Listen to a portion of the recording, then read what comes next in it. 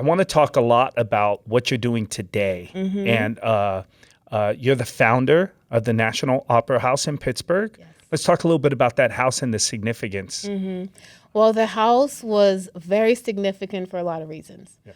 Number one, well, I should say it wasn't just a house. It was a place for opportunity. But why it gave so much opportunity is because the owner, Wougie Harris, he was the first African American racketeer millionaire. Wow. So people called him the bank. This house was not his main house. It was just one of his homes. Wow. So he was able to buy the house $18,000 cash.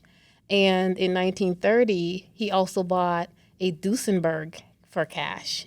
And it was what would have been $1 million today. Wow. And so he bought the house and just made it a space where the Black Pittsburgh Pirates, the baseball team, the Black Steelers, the football team, the players can all stay there. But then he rented it to Mary Caldwell Dawson, who is the founder of the National Negro Opera Company, which is the first Black opera company in America. Wow. And at that time, African American athletes couldn't stay with the white athletes in hotels. So this was a very important place for them to have a place, have some dignity, have, and also culture in the place. Yes, the most famous baseball player that stayed there was Roberto Clemente. And so, you have pictures of people taken by Teenie Harris, who was the brother of Wougie Harris. And that's why we have so many pictures of Joe Louis and Lena Horne just chilling in the house. That's because amazing. We basically had a resident photographer. But the house was basically their home. And they rested there and then went to play baseball and football. So you came across this house how? You kind of stumbled upon it one day. I did. When we came to America, one thing my parents wanted us to know was America. So when we moved to Pittsburgh, we always drove around. And driving became like a therapy. So when I was legally able to drive, I would just drive around the city to think. Like my best ideas came in the car. People say it's a shower, but for me, it's while I'm driving. While I'm driving, I'm literally a genius. So when I was driving around, I just saw the house. And I pulled over. I stood in front of it, walked around, gave myself a tour by going through a back window. And then I was like, I'm going to buy this house and make it into a community art center. Because at the time, I read a book that said every person should have a BHAG, a big, hairy, audacious goal. So I'm like, this is going to be my BHAG. And that's how I bought it. So it was abandoned. It was. You didn't know the history of it. You just felt a calling to it. You seen it. That's, I mean, there's something with that, right? Like, why did it call to you? And,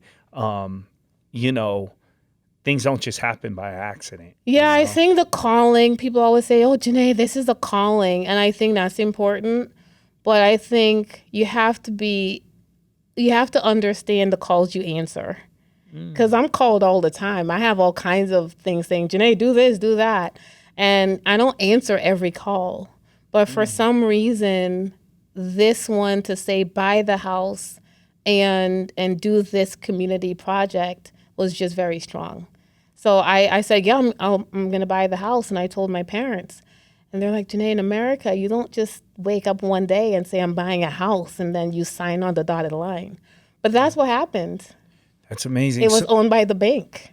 Right. So the bank had it. So now you decide, I'm going to buy this house. Now, before we get further into the house, the opera, the significance of it being the National Opera House. Were you are you an opera singer yourself? No. No. I'm not an opera singer.